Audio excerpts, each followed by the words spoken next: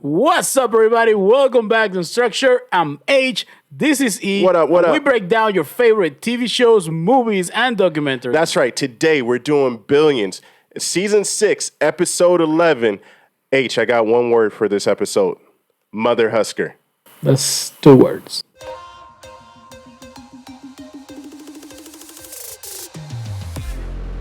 Episode 11, Succession. Yeah. Man, this got political. We talked about this Yep, a few we said episodes it. ago. We said that this guy was looking to go and become president. It was kind of obvious, though. Yeah, President Prince. President Prince. He wants to go from prince to king.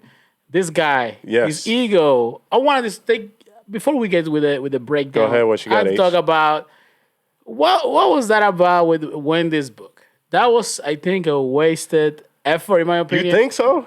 Like, you had this very good storyline that was developing from the last episode. She has a tell-all book. She's gonna go hard, and it's this book that she shows to everyone just to show how much better she's of other people. I get that it serves as a character development for her. Yeah. Maybe to change her ways or move on with the storyline. Maybe this is a way that she no longer is in the show. She finds something about herself, and in future seasons, we no longer have her be part of the show. I don't know, but I was expecting some kind of drama to really unfold. Chaos ensuing in Mike Prince Capital. What do you think? I mean, that sort of did come off like, it was underwhelming the way was that underwhelming, yes, it was that's the way the that right- was revealed or resolved rather. It was underwhelming. So you got a good point there, but I thought that it fit her character. They just didn't see it through. I mean, how could she look at how big that book was, right? Look at how many pages it was, and she would just get rid of it that easily. There's a lot of effort and time put into that. So I would expect her to fight a little bit more or to not release it. And her personality is not indecisive. Hasn't ever really been indecisive. You know, and this is something with the writing in this particular season that's been coming. A few episodes ago, when Mike was at Chuck's the position, essentially Yeah. he was getting kicked out. He's in the chamber with the senators participating. Something that you normally wouldn't see in real life. Yeah. And that's something that one of our IRL. viewers called out. Shout out to you. I Yeah. can't remember your name right now, but shout out to you. Because it kind of ruins that belief that you have in the show. Trying to just suspend that disbelief because this wouldn't really happen.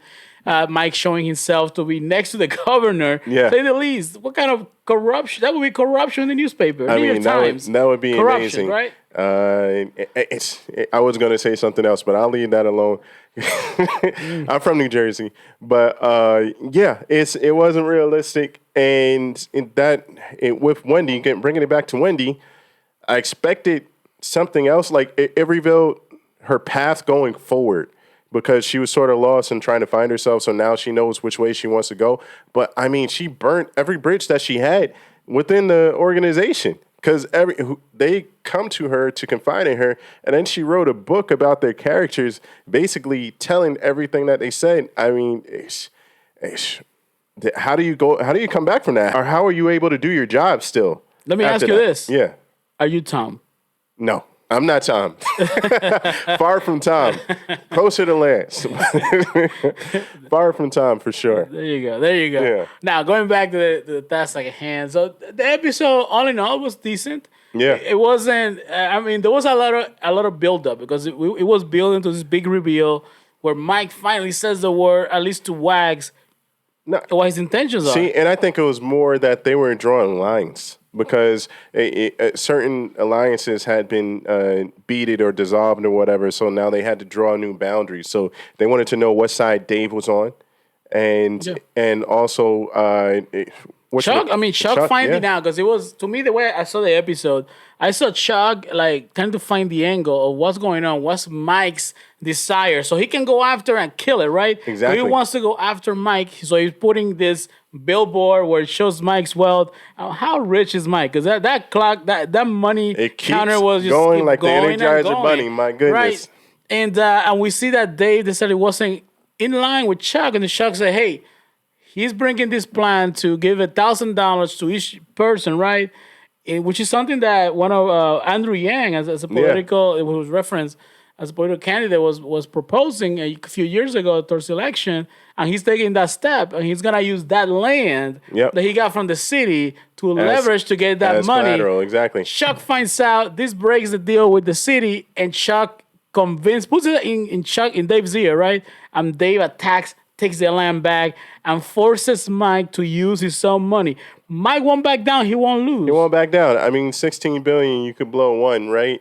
But let's talk about Kate, and let's talk about Scooter as well. I'm gonna start off with Scooter because Scooter first went to Chuck and tried to get him to get on his side, which Mike did. Offering a job, which is Exactly. like just trying to return the He did favor. it exactly. He was returning the favor. He did it as a sign of disrespect because at least Chuck went himself and Prince didn't go himself this time, which Chuck noted as a sign of disrespect, right? Yep. But then they had Kate go and talk to Chuck and just tell him like, "Hey, get on the winning team here because either way you're going to be destroyed." But I think this was a pivotal moment because you have the apprentice not only showing that she's capable, but showing that she's better than you because she said, "If you come after us, I will destroy you."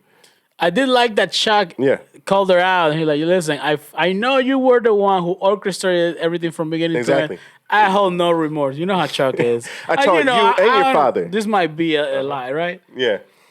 He said, "I will respond the way appropriately in due time." And we all know what that means because we speak billions. So we understand that he's going after them, which he did with the sign on the truck, which caused a whole bunch of different problems. Let's talk about Mike's succession and everything that's going on with Taylor. So it's funny because before we talk about them, my boy Spheros makes an appearance, and Spheros always a good time on the screen Yeah. because he's so delusional. He thinks Oh he my has gosh. a chance. The man went the extra mile to bring a little dossier on himself in regards to his accomplishment that he believes he's contributed to this, and he's so oblivious that nobody wants him. He goes to Taylor. Glorified note taker is what they qualified it as. I mean, you can't get any lower than that except for to be outside of the conversation. It's amazing how nobody beyond him, like you said, he was oblivious. Nobody considered him for the top spot because he wasn't qualified and he didn't see He's a joke. He's just there. He's the one that slaps your hand when you get out of line. He's annoying, basically. So I understand why nobody likes him. But who do you think should take over? Should it be Taylor? Ideally, I would like Taylor to take over, but I think Taylor's gonna go her own way. I think she's more independent than that. I think they decided on having a co-leadership, correct? I just don't see Taylor doing that. I think at the end, I don't think Mike is gonna achieve his goal. But if Mike was to achieve the goal, the way to go would be to have Scooter nephew take over Mike Prince Capital and have Taylor have her own place where then she decimates the Prince Capital. I think that's the way to go. I think that, yeah, like you said, and like they agreed, I think they're going to form an alliance, but they have to form a system so that one doesn't overpower the other and they work together and they maximize each other's strengths. So I think that's the way that's going to go. But let's talk about the presidency and what we think is going to happen there. Mike Prince, 2028, does he have your vote? Let us know in the comments. At 2028, I think that he made an agreement with his wife that she has to come back into the fold. She has to play the wife role. I don't think she's all about that because if you look at I think that's what that conversation was. yeah, because they have it. It's obvious that they have a deal. Yeah. So you see that she's like kind of questioning where this is going. Her heart is somewhere else. Exactly. ultimately.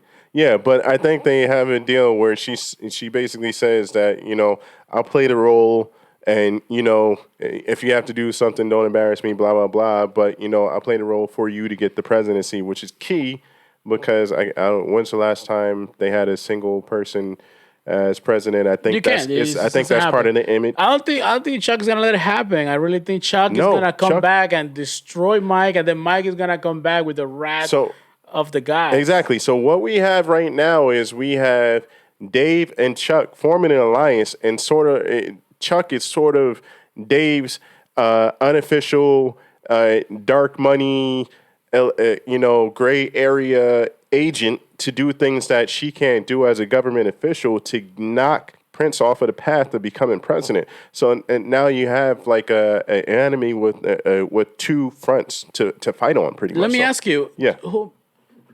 We've been reviewing the show for a while, right? So we break down the things. We have the conversations with our viewers, everybody that checks out the videos.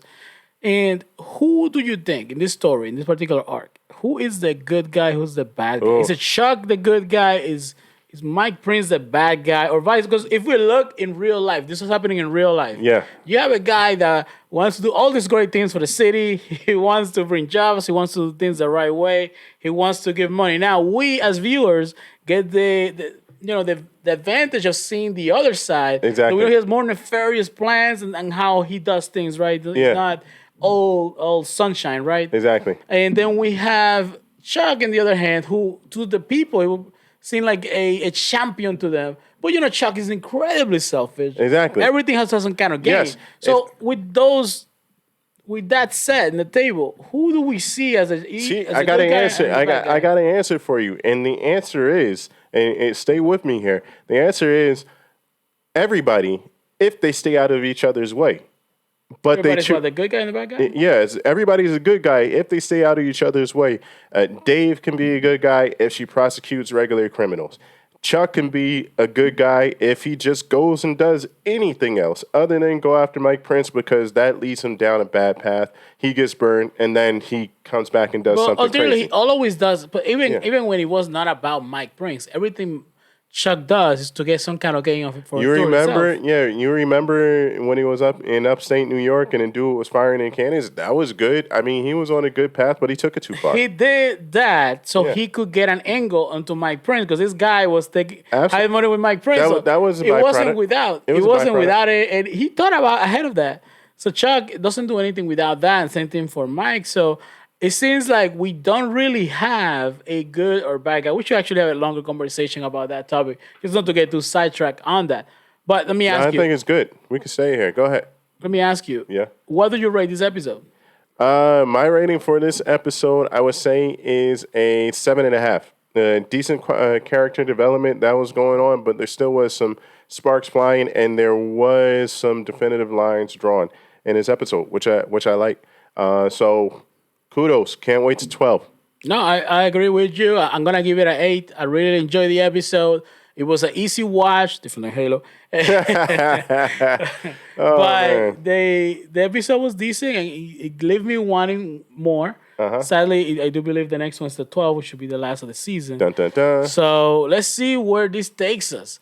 Yeah, we will find out. Hey, stay with us for episode 12. We'll be here. You should be here too. Until then, I'm E. This is H, and we are Unstructured. That's right.